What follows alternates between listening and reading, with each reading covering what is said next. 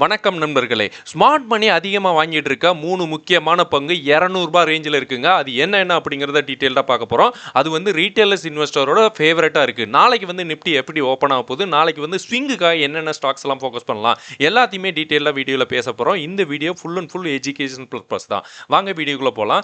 Rain industry, நீங்கள் கொடுக்குற ஒரு லைக் வந்து எனக்கு நல்ல மோட்டிவாக இருக்கும். ஸோ ஃபஸ்ட்டு ஸ்டாக் வந்து ரெயின் இண்டஸ்ட்ரி. ஸோ இந்த ஸ்டாக் வந்து குளோபல் கார்பன் அட்வான்ஸ்டு மெட்டீரியல் பிளேயராக இருக்காங்க. இவங்க வந்து ரிசல்ட் வந்து சூப்பரான ரிசல்ட் போஸ்ட் பண்ணியிருக்காங்க.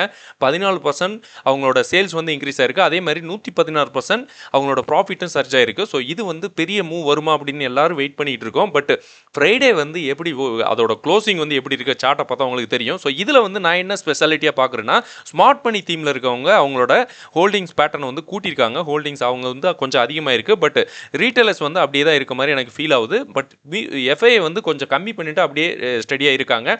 மியூச்சுவல் ஃபண்ட் வந்து ப்ராஃபிட் புக்கிங் நல்லாவே நடந்திருக்கு. ஸ்டேக்கை வந்து குறைச்சிருக்காங்க. ஸோ இது வந்து கமாடிட்டி ஸ்ட்ரைக்கில் இருக்கிறதுனால நல்ல ஒரு சென்சிட்டிவாக இருக்குது. ஒரு சைக்கிளிக்கெலாம் இந்த ஸ்டாக் வந்து நல்ல பிக்கப் ஆகி நல்லா போகும். சைக்கிள் ரெக்கவரி இந்த ஸ்டாக்கு நிறையவே இருக்குது. வாங்க சார்ட்டை பார்த்துடலாம். சார்ட் வந்து பார்த்தீங்கன்னா கிட்டத்தட்ட ஒரு மார்ச்லாம் ரூ. 110 இருந்தது வந்து அப்படியே டபுள் ஆயிடுச்சுங்க. மார்ச் இப்போ எவ்வளோ 6 மாதம் கூட ஆகலை, அதுக்குள்ளே டபுள் ஆயிடுச்சு. பட் ரிசல்ட் கொடுத்ததுக்கப்புறம் எந்த அளவுக்கு கீழே இறக்கியிருக்காங்க பாருங்க. ஆல் டைம் ஹை போயிட்டு அப்படியே கீழே இறங்கியிருக்கு. ஸோ நல்ல ஸ்டாக்கு நல்லாவே ரிசல்ட் கொடுத்தாலுமே கீழே இறக்குறாங்க. ஸோ அதனால் நம்ம வந்து இப்போ கைனஸ் வந்து நல்ல மோசமான ரிசல்ட் கொடுத்துருக்காங்க அப்படின்னு நம்மளோட டெலகிராம் குரூப்பில் இருக்கவங்க நிறைய பேர் பேசிகிட்டு இருக்காங்க. ஸோ அதை பற்றியெல்லாம் நமக்கு கவலைப்பட தேவையில்லை. ஏன்னா நல்ல ஸ்டாக் வந்து நீங்கள் ஹோல்ட் பண்ணுங்க, அப்படி தான் நான் சொல்லுவேன். இந்த ஸ்டாக்குமே நான் ஒரு ட்ரெண்ட் லைன் போடுறேன் பாருங்கள். இந்த ட்ரெண்ட் லைனுக்கு தான் இருக்க மாதிரி எனக்கு ஃபீல் ஆகுது. ஸோ இதுக்கப்புறம் மேபி ரீபவுண்ட் ஆகுமா அப்படின்னு நம்ம கொஞ்சம் வெயிட் பண்ணி பார்ப்போம். பட் இதெல்லாம் ஒரு நல்ல ஒரு பிளேயர், காம்பவுண்ட் பிளேயராக இருக்குன்னு எதிர்பார்க்கலாம் எதிர்காலத்தில். அதே மாதிரி பிடிசி இண்டஸ்ட்ரி, ஸோ இதெல்லாமே ஸ்விங்குக்காகவும் யூஸ் பண்ணலாம். ரெயின் இண்டஸ்ட்ரி ஸ்விங்குக்குமே யூஸ் பண்ணக்கூடிய ஸ்டாக் தான். அதே மாதிரி பிடிசி இண்டஸ்ட்ரி, ஸோ இந்த ஸ்டாக்குமே ஸ்விங்குக்காக யூஸ் பண்ண ஸ்டாக்கு. பவர் ட்ரேடிங் கம்பெனியில் இருக்காங்க. ஸோ இந்த கம்பெனி வந்து அதாவது நல்ல இவங்களுமே ரிசல்ட் வந்து நல்லா தான் கொடுத்துருக்காங்க. இயர் ஆன் இயர் நல்ல ரிசல்ட் கொடுத்துருக்காங்க. அது மாதிரி ப்ராஃபிட் ஆஃப்டர் டேக்ஸ் அது மட்டும் இயர் ஆன் இயரில் வந்து கொஞ்சம் கம்மியாக இருக்குது. மற்றபடி இந்த ஸ்டாக் வந்து நல்ல ஒரு பர்ஃபார்மன்ஸ் கொடுக்கக்கூடிய ஸ்டாக் தான். எதை வச்சு சொல்கிறேன் அப்படின்னா, மியூச்சுவல் ஃபண்ட் வந்து அதிகமாக இருக்குது. இது வந்து பாசிட்டிவ். அதே மாதிரி எஃப்ஐஏ வந்து இன்க்ரீஸ் ஆயிருக்கு. இதில் வந்து ரீட்டைலர்ஸ் வந்து கம்மியாக இருக்காங்க.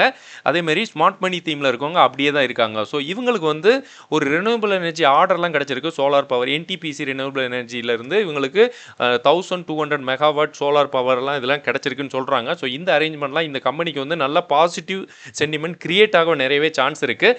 இருந்தாலும் இந்த ஸ்டாக் வந்து ஒரு இப்போதைக்கு என்ன ஜோனில் இருக்குது அப்படின்னு பார்த்துடலாம். பிடிசி இண்டஸ்ட்ரீஸ், ஸோ எங்கே வரைக்கும் போயிருக்கு பாருங்கள். இன்னொன்று இவங்க வந்து டிவிடெண்ட் கொடுக்குறாங்க. நல்ல ஒரு பர்சன்டேஜ் டிவிடெண்ட் கொடுக்க போகிறாங்க. ஸோ பட் இது வந்து கிட்டத்தட்ட ரூ. 165 இருந்தது. ஒரு 4-5 ட்ரேடிங் செஷன்லேயே அப்படியே 40-50 30%க்கு மேலே போயிடுச்சு. ரூ. 200 வரைக்கும் இப்போதைக்கு இருக்குது. ஸோ இதுக்கப்புறம்லாம் இதில் வந்து ஸ்விங்கு மேபி இதுக்கப்புறம் மேலே போகலாம். பட் இருந்தாலும் ஹை ரிஸ்க்குங்க. நமக்கு வந்து ஒரு 5%னாலும் நமக்கு வந்து ஒரு சேஃபாக ட்ரேட் பண்ணணும் தான் நம்ம பார்க்கணும். ஸோ நிறைய கிடைக்கிது, மேலே போயிடுச்சு, அதுக்கப்புறம் காலவாரி மாட்டிக்கிறதோட, ஏன்னா இது வந்து சின்ன ஒரு ரிட்ரேஸ்மெண்ட் ஆனால் கூட எந்த அளவுக்கு கரெக்ஷன் ஆகும் அப்படின்னு யாராலுமே ப்ரெடிக்ட் பண்ண முடியாது. மேபி இதுக்கப்புறம் மேலே போனால் தான். ஏன்னா இவங்க டிவிடெண்ட் நல்ல டிவிடெண்ட் கொடுக்க போகிறாங்க. இது வந்து ரீசெண்டாக ஒரு கீழே 228 மேலே வரைக்கும் போயிட்டு அப்படியே கீழே வந்து 200 மூவிங் ஆவரேஜில் விழுந்துட்டு திரும்ப ரெக்கவர் ஆகிருக்கு. ஸோ நம்ம வந்து கொஞ்சம் வெயிட் பண்ணி பார்க்கலாம். இந்த ஸ்டாக் வந்து மேபி நம்ம குரூப்பில் கூட நிறைய பேர் ஸ்விங்குக்காக இல்லைனாலும் டிவிடெண்ட்காக வாங்கியிருக்காங்க. நல்ல ஒரு கம்பெனி தான். பட் நம்ம கொஞ்சம் வெயிட் பண்ணி பார்க்கலாம். இதுவுமே நல்ல ஒரு ரேஞ்சில் தான் இருக்குது. கொஞ்சம் ஒரு கரெக்ஷன் ஆச்சு அப்படின்னா இன்னும் கூட நல்ல ரேஞ்சாக இருக்கும். ட்ராவல் ஃபுட்டு, ஸோ இந்த ஸ்டாக்கு நான் இதுக்காக சொல்கிறேன்னா, ஸ்விங்குக்கு நம்ம வந்து நெக்ஸ்ட் வீக் இதெல்லாம் பார்க்கலாம். ஏன்னா நான் நம்ம டெலகிராம் குரூப்லேயே நான் சொல்லியிருந்தேன் ஃபுட் இண்டஸ்ட்ரீஸ்லாம் நல்ல ஒரு ஃபோக்கஸில் வரப்போகுது அப்படின்னு. இப்போதைக்கு நல்ல ஃபுட் ஸ்டாக் எல்லாமே நல்ல ஒரு ரேஞ்சில் போயிட்டுருக்கு. இது வந்து நல்ல ஒரு ஃபண்டமெண்டல் பிஸ்னஸ் பண்ணுறவங்க. இவங்களோட பிஸ்னஸ் சொன்னீங்கன்னா மெயினாக வந்து ஃபுட் இண்டஸ்ட்ரியில் இருக்கிறதுனால ஏர்போர்ட் பேசஞ்சர்ஸ், அவுட்லெட்ஸு, அது மாதிரி ப்ரீமியம் ரெவென்யூ, அதாவது இவங்களுக்கு வந்து ஏர்போர்ட் மெயினாக இருக்கிறதுனால பேசஞ்சர் இன் அண்ட் அவுட் இருக்கும். ஸோ அதனால் இவங்களுக்கு வந்து ப்ரீமியம் செக்டார்ஸ்லாம் இவங்க வந்து ஹை ரேட்டில் விற்க முடியும். ஏன்னா அவுட்லெட் இருக்கிறதுனால அவங்க வந்து ஒரு ஃபிக்ஸ்டு ப்ரைஸ்னால அது வந்து ஹையாக இருக்கும். நார்மலாக ஏர்போர்ட்டுக்கு போடுறவங்க எப்படியாவது கொஞ்சமாச்சும் காசு செலவு பண்ணுவாங்க. ஸோ அந்த மாதிரி பார்த்தீங்கன்னா இவங்களுக்கு ரெவன்யூ ப்ராஃபிட் வந்து அதே மாதிரி இன்க்ரீஸ் ஆகுது நிறையவே. அது இன்னொன்று, இந்த ஸ்டாக் எல்லாமே யார் வாங்கிட்டு இருக்கா அப்படின்னா மியூச்சுவல் ஃபண்ட். ஸோ இதுவுமே ஒரு ஒரு வகையான ஒரு இன்ஸ்டிடியூஷனல் பிளேயராக தான் இருக்காங்க. அதேமாதிரி ரீட்டைலர்ஸ் வந்து எந்த அளவுக்கு கம்மியாக இருக்காங்க பாருங்கள். அப்படின்னா இவங்க வந்து நல்ல ப்ராஃபிட் புக் பண்ணியிருக்கதா அர்த்தம். பட் நம்ம எப்படி இருக்குன்னு பார்த்துடலாம். ப்ரொமோட்டர் வந்து எந்த அளவுக்கு ஒரு அப்படியே ஹோல்டிங் பேட்டர்னை வச்சுக்கிட்டு இருக்காங்க பாருங்கள். நல்ல ஒரு ஹோல்டிங் பேட்டர்ன்ஸ் இருக்குது. 100% யாரும் வச்சிருக்க மாட்டாங்க, அப்படியே குறைச்சிருக்காங்க. இருந்தாலும் அதை வந்து மியூச்சுவல் ஃபண்டு தான் வாங்கியிருக்காங்க. ரிசல்ட் பேஸ்டு ஒரு மொமெண்டம் இருக்கும் அப்படின்னு எதிர்பார்க்கலாம். ஆகஸ்ட் 13 வந்து ரிசல்ட் வரப்போகுது. இது வந்து நல்ல ஒரு மொமெண்டமாக இருக்கும். அதுக்கு முன்னாடி ஒரு பிக் மூவ் போவோமா அப்படின்னு சார்ட்டை பார்த்தா நமக்கே தெரியும். இது பாருங்கள், கிட்டத்தட்ட ஐபிஓ ப்ரைஸ் எவ்வளோ இருக்குது, ₹1000 அந்த ரேஞ்ச், ₹1050 அந்த ரேஞ்சில் இருந்தது. இப்போ வந்து ஒரு நல்ல ஒரு ரிசெஷனில் இருக்குது. இந்த ஸ்விங்குக்காக நம்ம பார்க்கலாம் அப்படின்னு பார்க்கலாம். ஏன்னா 13 ஆகஸ்ட்டு 13 ரிசல்ட் வரப்போகுது. ஸோ நமக்கு நாளைக்கு வந்து 10ஆம் தேதி. ஸோ 11, 12 அப்படின்னா நமக்கு வந்து நல்ல ஒரு எதிர்பார்ப்பு இருக்கும். பார்க்கலாம் எப்படி இருக்கும் அப்படின்னு. மேபி ஒரு சின்ன ஒரு ஆப்பர்ச்சுனிட்டி கிடைச்சாலும் ஒரு 5% கிடைச்சா கூட நல்லது தானே. அதுக்கப்புறம் நம்ம வந்து மெயினாக பார்க்க போகிறது மிஸ்டர் பெக்டார் ஃபுட். ஸோ இந்த ஸ்டாக்குமே ஃபுட் இண்டஸ்ட்ரியில் நான் ரெண்டுமே வாட்ச் பண்ணிகிட்டு இருக்கேன் நெக்ஸ்ட் வீக்குக்காக. ஸோ இதில் வந்து ஃபுட் ரிலேட்டட் பிஸ்னஸ் தான். இதில் மெயினாக நான் பார்க்குறது வந்து சிங்கப்பூர் போர்ட்ஃபோலியோ. இந்த அவங்க வந்து சிங்கப்பூர் கவர்மெண்ட் வந்து இந்த ஸ்டாக்கை வந்து கொஞ்சமாக வாங்கி வச்சுருக்காங்க ஹோல்டிங்ஸாக. ஸோ இந்த ஸ்டாக் வந்து ஒரு லாஸ்ட் 3 டேஸாக ஒரு 25% வரைக்கும் நல்ல ஒரு ஹையாக போயிருக்கு. என்ன ரீசன் அப்படின்னு சொன்னீங்கன்னா, இது ரீசெண்ட் டைமில் சுனில் சிங்கானியா அவர் வந்து இந்த ஸ்டாக்கை வந்து பிக் பண்ணுறதா அந்த மாதிரி நியூஸ் வந்ததுனால மேலே போயிருக்கு. அதேமாரி ரெவன்யூ வந்து பெருசாக இல்லைனாலும் இயர் ஆன் இயர் நல்லா கொடுத்துருக்காங்க. அதேமாரி ப்ராஃபிட் ஆஃப்டர் டேக்ஸுமே 3.3% கொடுத்துருக்காங்க. ரெவன்யூ வந்து நல்லா தான் இருக்குது. ப்ராஃபிட் வந்து அந்தளவுக்கு எக்ஸ்ப்ளோசிவாக இல்லை. இதில் வந்து ரீட்டைலர்ஸ் வந்து கொஞ்சம் அதிகமாக இருங்க. எனக்கு இது வந்து கொஞ்சம் கொஞ்சம் மீன்ஸ் வேதனை இல்லை, இது இருக்கிறதுனால எனக்கு கொஞ்சம் கஷ்டமாக இருக்குது. மேபி இது வந்து நம்மளை கவுத்து விட்டுருமா அப்படின்னு ஒரு பயம் இருக்குது, அப்படி தான் சொல்ல வரேன். அதேமாரி மியூச்சுவல் ஃபண்டு வந்து நல்லா கூடியிருக்காங்க. எஃப்ஐ வந்து அதேமாரி டிக்ரீஸ் ஆகிருக்காங்க. இது கொஞ்சம் மிக்ஸ்டாக இருக்குது. எனக்கு வந்து ஃபெக்டார் ஃபுட் பார்க்கும்போது நல்ல ஒரு பேட்டர்ன் இருக்குது. அதை கம்பேர் பண்ணும்போது இது வந்து கொஞ்சம் கீழே தான் இருக்குது. அதாவது நான் ப்ரிஃபரன்ஸ்னால் ட்ராவல் ஃபுட்டு தான் நம்ம வந்து கொடுக்கணும். வெக்டார் ஃபுட் வந்து ரொம்ப கீழே, ப்ரைஸுமே நல்லா கீழே இருக்குது. ஒரு லாஸ்ட் 3 டேஸில் நான் சொன்னேன்ல, இங்கே வந்து நல்ல வால்யூம் நடந்திருந்தாலும் பட் எனக்கு வந்து இப்போ ட்ராவல் ஃபுட்டு வந்து ஒரு ரிசெஷனில் இல்லை அப்படின்னா இதுதான் நம்ம மெயின் பிக்காக இருக்கும்.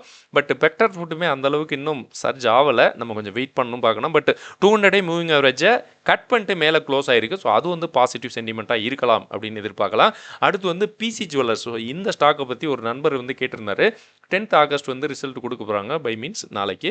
ஸோ இது வந்து Q1 பிஸ்னஸ் வந்து அதுக்கு முன்னாடியே ஒரு சின்ன ஒரு அப்டேட் கொடுத்துருக்காங்க. 21% இயர் ஆன் இயர் இருக்கும் அப்படின்னு சொல்லியிருக்காங்க. இது வந்து பாசிட்டிவ் தான்.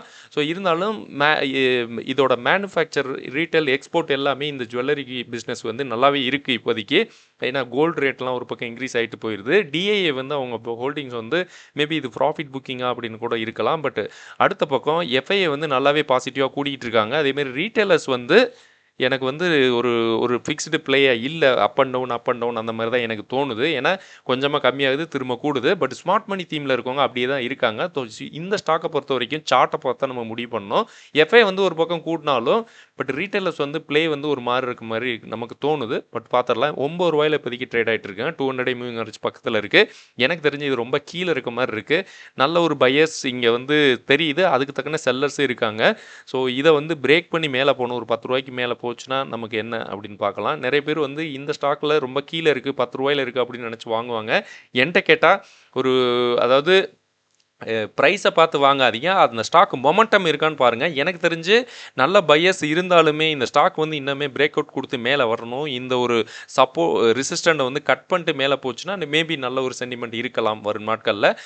இன்னொன்று கோல்டு ஜுவல்லரி ஸ்டாக்ஸ் எல்லாமே நல்லா தான் மேலே போகுது. ஸோ இதுவுமே மேலே போகணும், வெயிட் பண்ணி பார்க்கலாம். இதுக்கு முன்னாடி ஜூனில் வந்து எந்த அளவுக்கு ஜூன் 25 மேலே போயிருக்கு. கிட்டத்தட்ட ₹19, ₹20 வரைக்கும் போயிட்டு அப்படியே கீழே இறங்குனா தான் அப்படியே ஒரு வருஷ காலமாக இல்லைங்க. இது எங்கே கிட்டத்தட்ட ₹18 இருந்தது, அப்படியே கீழேயே தாங்க இருக்குது. ஸோ கொஞ்சம் உஷாராக இருங்க. ஒரு சில கம்பெனிலாம் நல்லாவே செக்டார் மொமெண்டமாக இருந்தாலும் மேலே ஏறாது. பட் இந்த ஸ்டாக் வந்து ரீட்டைலர் ஃபேவரட்டாக தான் இருக்குது. நம்ம கொஞ்சம் வெயிட் பண்ணி பார்க்கலாம். ஒரு நண்பர் வந்து மாட்டிக்கிட்டாருன்னு நினைக்கிறேன், கேட்டிருந்தாரு. இன்னொரு நண்பர் வந்து வாங்கலாமா அப்படின்னு கேட்குறாரு. ஸோ நீங்கள் தான் டிசைட் பண்ணணும். எனக்கு தெரிஞ்சு டிஏஏ வந்து ரொம்ப கம்மியாக இருக்காங்க. எஃப்ஐ மட்டும் தான் இதில் பாசிட்டிவாக இருக்குது. இன்னொன்று இதில் ரீட்டைலர்ஸ் வந்து அப் அண்ட் டவுனாக இருக்குது அதோட ஹோல்டிங் பேட்டர்ன். ஸோ அதை வச்சு தான் எனக்கு கொஞ்சம் சார்ட் பேட்டர்ன் பார்க்கும்போது நான் வந்து ஸ்விங்குக்காக போக மாட்டேன் அப்படின்னு தான் சொல்கிறேன். இது வந்து நேற்றே நான் அப்டேட் பண்ணியிருந்தேன். ஆக்சுவலாக இது ஓவரால் வந்து நமக்கு 9% கிடச்சிருக்கு. நம்ம வந்து லுமேக்ஸ் ஆட்டோ, மிதானி இதெல்லாமே நம்ம என்ன ஆகும் அப்படின்னு பார்க்கலாம் நெக்ஸ்ட் வீக்கில். பெக்டார் ஃபுட்டா, ட்ராவல் ஃபுட்டா அப்படிங்கிறதையும் நம்ம வந்து நாளைக்கு பார்க்கலாம். வீடியோ பிடிச்சிருந்தால் லைக் பண்ணுங்கள், கமெண்ட் பண்ணுங்கள். அடுத்த வீடியோவில் பார்க்கலாம். நன்றி.